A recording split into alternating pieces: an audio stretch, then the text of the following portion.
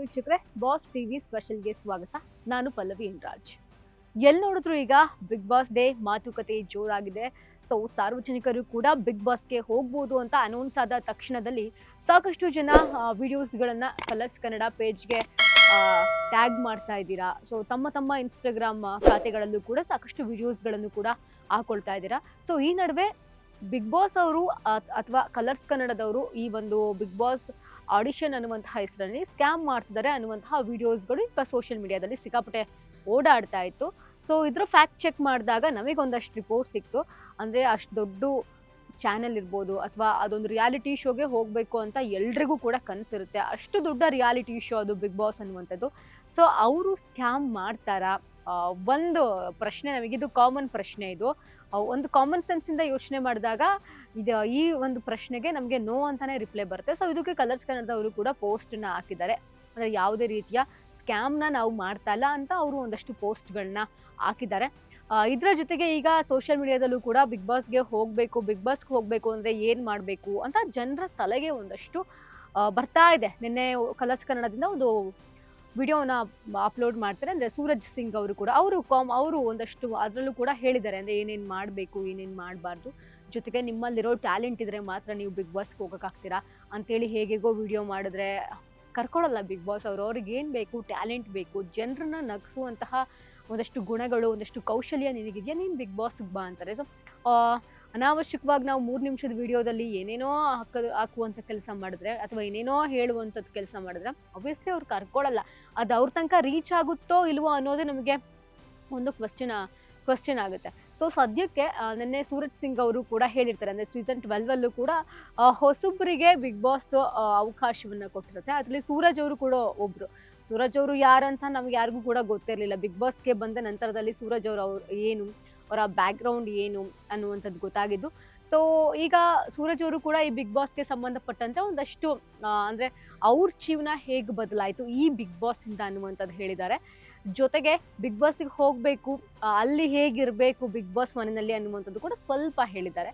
Big ಬಾಸ್ಗೆ ಹೋಗಬೇಕು ಅಂದರೆ ಏನು ಮಾಡಬೇಕು, 3 ನಿಮಿಷದ ವಿಡಿಯೋದಲ್ಲಿ ಏನೇನೆಲ್ಲ ಇರಬೇಕು, ಸೊ ನಿಮ್ಮ ಒಂದು ಪರಿಚಯ, ಜೊತೆಗೆ ನೀವೇನು ಓದಿದ್ದೀರಾ ಅಂತ ಇರ್ಬೋದು, ಅಥವಾ ನೀವೇನು ಇವಾಗ ಕೆಲಸ ಮಾಡ್ತಾ ಇದ್ದೀರಾ ಅನ್ನುವಂಥದ್ದು ಇರ್ಬೋದು, ಜೊತೆಗೆ ನಿಮಗೇನು ಟ್ಯಾಲೆಂಟ್ ಇದೆ ಅನ್ನುವಂಥದ್ದು ಇರ್ಬೋದು, ಜೊತೆಗೆ ಅದರ ಜೊತೆಗೆ ಒಂದು ನಿಮ್ಗೆ ಏನು ಸಮಸ್ಯೆ ಇದೆ ಅಥವಾ ಏನು ಪ್ರಾಬ್ಲಮ್ ಇದೆ ಅದನ್ನು ಸ್ವಲ್ಪ ಪ್ರಮಾಣದಲ್ಲಿ ಹೇಳ್ಕೋಬೇಕು.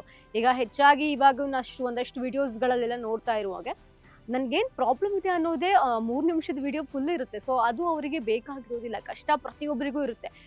ಪ್ರತಿಯೊಬ್ಬರು ಕೂಡ ಕಷ್ಟಪಟ್ಟೆ ಅವ್ರವ್ರ ಜೀವನನ ಸಾಗಿಸ್ತಾ ಇರ್ತಾರೆ. ಸೊ ಕಷ್ಟಕ್ಕಿಂತ ಹೆಚ್ಚಾಗಿ ನಿನಗೇನು ಟ್ಯಾಲೆಂಟ್ ಇದೆ ಅನ್ನೋದು ಬೇಕಾಗುತ್ತೆ. ಇದಕ್ಕೆ ಎಕ್ಸಾಂಪಲ್ ಅಂತಂದರೆ ನಮಗೆ ಸೀಸನ್ 12 ವಿನ್ನರ್ ಗಿಲ್ಲಿ ಅವರು ಅಂತಲೇ ಹೇಳ್ಬೋದು. ಸೊ ಗಿಲ್ಲಿ ಅವರು ಕೂಡ ಸಾಕಷ್ಟು ಪ್ರೋಗ್ರಾಮ್ಗಳನ್ನು ಮಾಡಿರ್ತಾರೆ, ಸಾಕಷ್ಟು ಶೋಸ್ಗಳನ್ನು ಕೊಟ್ಟಿರ್ತಾರೆ. ಎಲ್ಲೂ ಕೂಡ ಅವರು ವಿನ್ನರ್ ಆಗಿರೋದಿಲ್ಲ. ಹೆಚ್ಚಿನ ಜನ ಹೇಳೋ ಪ್ರಕಾರ ಗಿಲ್ಲಿ ಅವ್ರನ್ನ ಆ ಒಂದು ಕಾರ್ಯಕ್ರಮ ಉಪಯೋಗಿಸ್ಕೊಂಡು ಕೊನೆ ಹಂತದಲ್ಲಿ ವಿನ್ನರ್ ಅನ್ನುವಂಥದ್ದು ಅನೌನ್ಸ್ ಮಾಡುವಾಗ ಕೈ ಬಿಡುತ್ತೆ ಅನ್ನುವಂಥದ್ದು ಹೆಚ್ಚಿನ ಜನರ ಅಭಿಪ್ರಾಯ ಆಗಿತ್ತು. ಬಟ್ ಬಿಗ್ ಬಾಸ್ ಗಿಲ್ಲಿ ಅವ್ರಿಗೆ ಆಗ ಮಾಡಿರಲಿಲ್ಲ.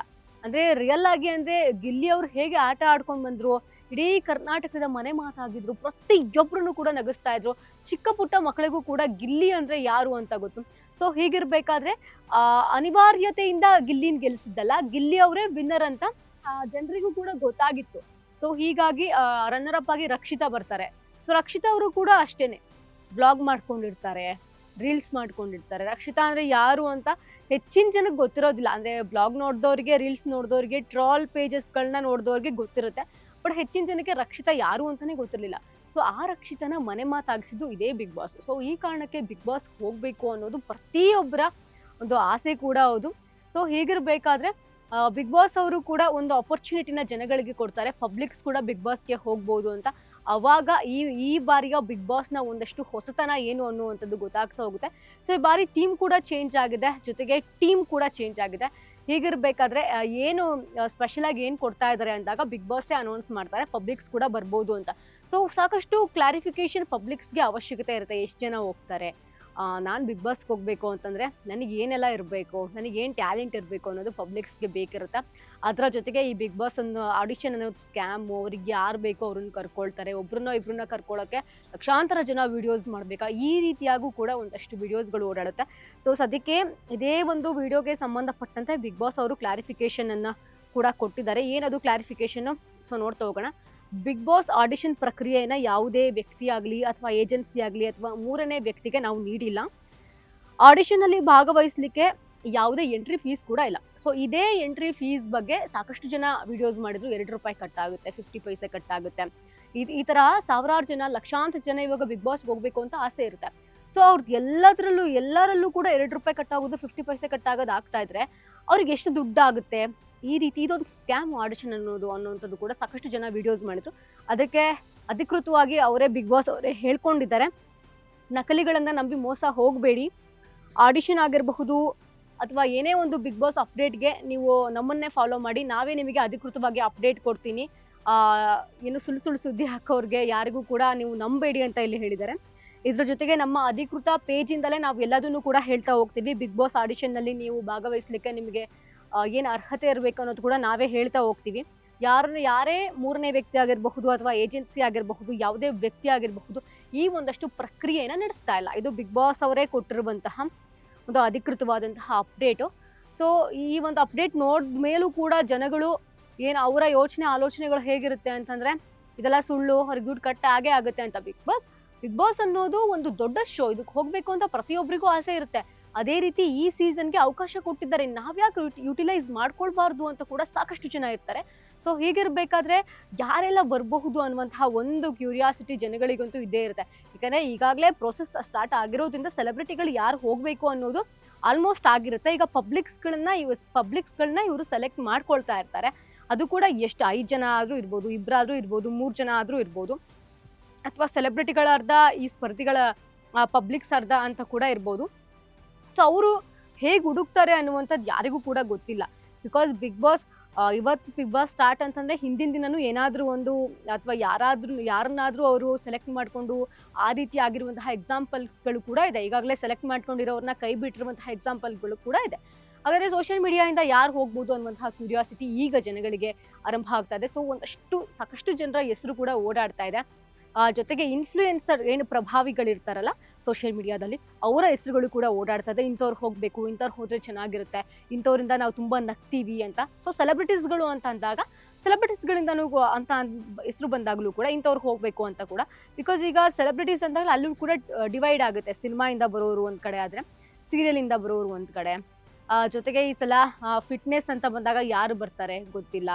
ಟ್ರಾನ್ಸ್ಜೆಂಡರ್ಗೂ ಏನಾದ್ರು ಅವಕಾಶಗಳು ಇರಬಹುದಾ ಅನ್ನುವಂಥದ್ದು ಕೂಡ ಬಟ್ ಗೊತ್ತಿಲ್ಲ. ಈ ಸಲ ಏನೇನು ಮಾಡ್ತಾರೆ ಬಿಗ್ ಬಾಸು. ಬಿಕಾಸ್ ಸೀಸನ್ 11 ಹಾಗೆ 12ಗೆ ಕಂಪೇರ್ ಮಾಡಿದ್ರೆ 13 ಸ್ವಲ್ಪ ವಿಭಿನ್ನವಾಗಿರುತ್ತೆ ಅಂತ ಹೇಳ್ತಾರೆ. 11ನಲ್ಲಿ ಸ್ವರ್ಗ ನರಕ ಕಾನ್ಸೆಪ್ಟ್ ಇರುತ್ತೆ. 12 ಅಂತ ಬರೋದಾದ್ರೆ ಜಂಟಿ ಒಂಟಿ ಅಂತ ಇರುತ್ತೆ.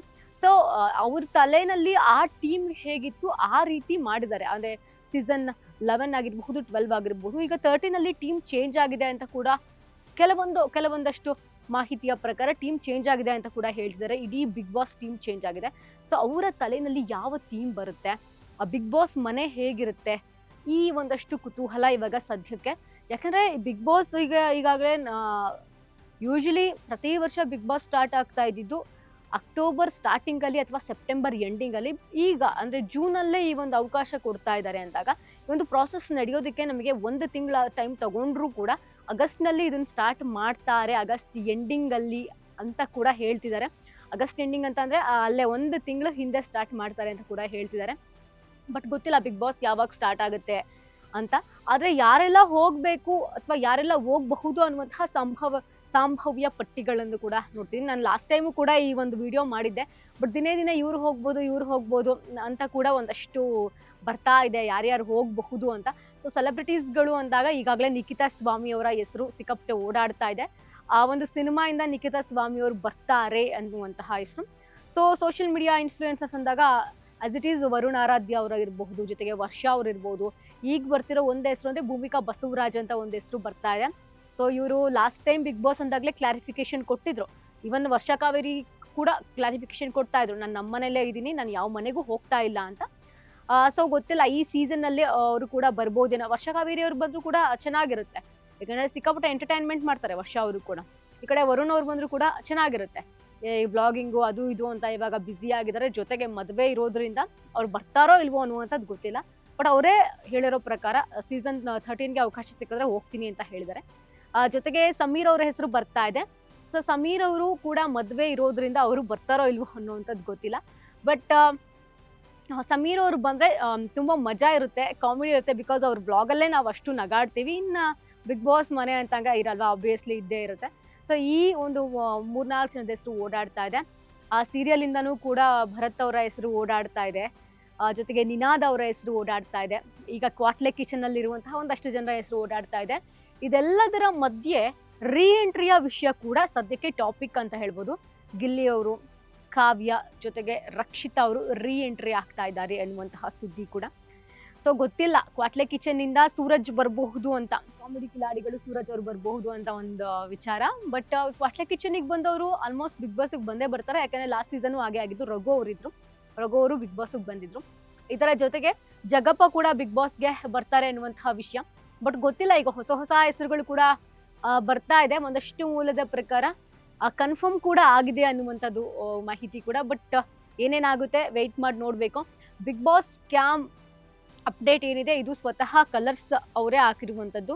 ಇದರ ಜೊತೆಗೆ ನಾನು ಬಿಗ್ ಬಾಸ್ಗೆ ಹೋಗಬೇಕು ಅಂತ ಹೇಗೇಗೋ ಆಡಿದ್ರೆ ಆಗಲ್ಲ. ಬಿಕಾಸ್ ನಾವೆಲ್ಲರೂ ಕೂಡ ನೋಡ್ಕೊಂಡು ಬಂದಿರ್ತೀವಿ, ಸೋಷಿಯಲ್ ಮೀಡಿಯಾ ಅಂತಂದಾಗ ಬಿಗ್ ಬಾಸ್ಗೆ ಹೋಗಲೇಬೇಕು ಅಂತ ಒಂದಷ್ಟು ಹುಚ್ಚಾಟಗಳು ಆಡುವಂಥವ್ರು ಕೂಡ ಇದ್ದಾರೆ. ಅವರನ್ನು ಕೂಡ ಸೆಲೆಕ್ಟ್ ಮಾಡ್ಕೊಳ್ತಾರ ಅನ್ನುವಂಥದ್ದು ಸದ್ಯಕ್ಕಿರುವಂತಹ ಪ್ರಶ್ನೆ ಆಗಿದೆ. ಎಂಟರ್ಟೈನ್ಮೆಂಟ್ ಯಾರು ಕೊಟ್ಟರೆ ಏನು, ಅವರು ಕೂಡ ಮನುಷ್ಯರೇ ಅಲ್ವಾ ಅನ್ನುವಂತಹ ಒಂದಷ್ಟು ವಿಚಾರಗಳು ಕೂಡ ಓಡಾಡ್ತಾ ಇದೆ. ಸೊ ನೋಡೋಣ ಈ ಸಲ ಬಿಗ್ ಬಾಸ್ಗೆ ಯಾರೆಲ್ಲ ಬರ್ತಾರೆ. Next big boss audition update ಏನಾದರೂ ಕೊಡ್ತಾರಾ ಅಂತ ವೆಯ್ಟ್ ಮಾಡಿ ನೋಡಬೇಕು. ಇದಾಗಿತ್ತು ಈ ಹೊತ್ತಿನ ಸ್ಪೆಷಲ್. ಇನ್ನಷ್ಟು ಹೆಚ್ಚಿನ ಅಪ್ಡೇಟ್ಗಳಿಗಾಗಿ ನೋಡ್ತಾ ಇರಿ ಬಾಸ್ ಟಿವಿ. ಲೇಟೆಸ್ಟ್ ಹಾಗೂ ಇಂಟ್ರೆಸ್ಟಿಂಗ್ ಸುದ್ದಿಗಳಿಗಾಗಿ ಬಾಸ್ ಟಿವಿ ಕನ್ನಡ ಚಾನೆಲ್ನ ಸಬ್ಸ್ಕ್ರೈಬ್ ಮಾಡಿ. ಹಾಗೆಯೇ ಬೆಲ್ ಐಕಾನ್ ಪ್ರೆಸ್ ಮಾಡಿ. ಇದರ ಜೊತೆಗೆ ಫೇಸ್ಬುಕ್, ಇನ್ಸ್ಟಾಗ್ರಾಮ್, ಎಕ್ಸ್ನಲ್ಲೂ ಮಿಸ್ ಮಾಡದೆ ಫಾಲೋ ಮಾಡಿ.